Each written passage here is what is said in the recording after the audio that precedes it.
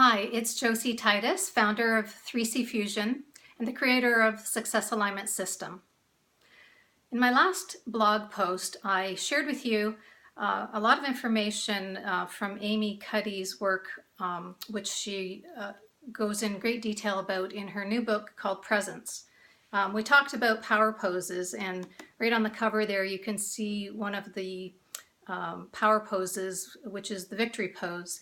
And I want to just talk to you a little bit more about that. I just want to add something to what I already shared with you in the last video. I will also leave a link to that particular blog post. If you haven't seen it, you can go back and get all that information there. What I want to add to that is I talked about a couple of different power poses, and we talked about holding a power pose for a couple of minutes before, or to prepare the body and get the body into a different state, which is a state of feeling powerful. What I wanted to add to that is that those poses should be done just prior to entering into the event that you're heading into. So before the meeting or before you go on stage. Don't show up at an interview and do the Wonder Woman pose during the interview. It just won't go over well. So I just wanted to give you that bit. So I've done quite a bit of study and research myself in the whole area of communication and impacting and influence, making connections with people, and some of the research indicates that, actually a lot of the research indicates that an actual 2/3 of our communication is done non-verbally. In fact, there's studies out there that show it can go anywhere between, there's a range of between 60 and 93% that we're communicating non-verbally. That's a huge impact and really important to know if you're wanting to make a connection and influence people. So, and the way we do that communication is through our body, through our posturing, through our energy, and basically, and overall how we show up in that situation. And what's really important to know, this is really critical, is that you are making your impression on somebody about who you are, what they can expect from you, in less than 1 second. In a fraction of a second, they're making a predetermined judgment on you before you even say a word. So that's really critical to know, because once they make a determination about what they think of you, it is really difficult to change that perception. So I know there's a lot of trainers out there who speak on the subject of establishing a know, like, and trust factor. And yes, that's important. But when you're having to engage in that with the degree of effort that it takes, you're actually trying to overcome something that was missing in the first place. Or you're trying to compensate for a shortcoming or a misperception. You know, in NLP, we also use a lot of different techniques in helping us to communicate with people. NLP is neuro-linguistic programming, which is languaging, right? And there's things that we do that we know help us to establish better connection, better communication with people.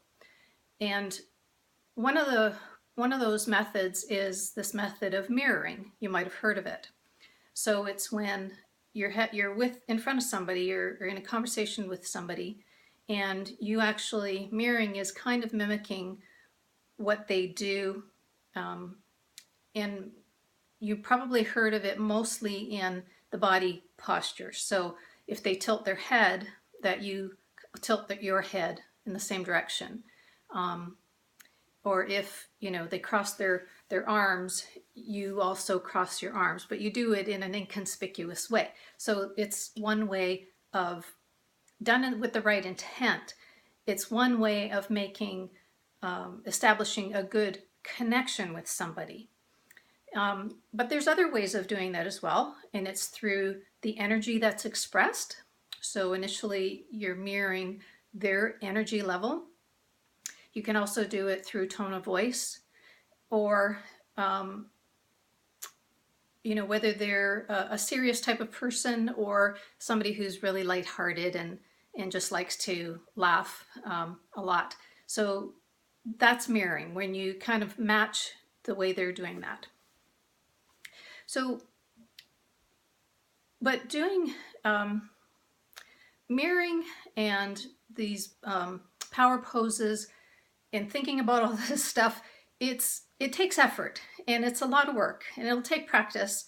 It is effective, I do agree, but it does take a lot of effort and consciousness and concentration to be able to do that.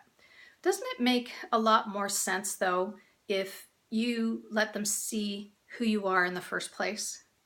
If you show up the way you need to show up in the first place, so you're not having to overcompensate, so you're not having to change their perception of you. Well, that takes being able to know who it is that you are. It takes being able to know what your value is. And it takes being able to take what you have and share that with whoever's interested in hearing it, to be able to express to them what it is that you provide in a way that is valuable to them, so that they're wanting to invest with you. So that requires, to have that, it really requires a high degree of clarity and congruency, so that what you do and how you show up, they match. And that's what I call success alignment. And when you have success alignment, you have more confidence. You're able to have more ease about what you do. You're very much more in control of your situation. And you connect with the right people, and you'll know who not to connect with a lot more readily. And all of that equals more sales for you in a shorter period of time. So while all these tactics are kind of helpful, and I fully support them, I think we should practice them, but it's far more beneficial for you to get into success alignment. That's your real work. That's the work that's worth spending your time investing in. And I hope you'll join me on that journey.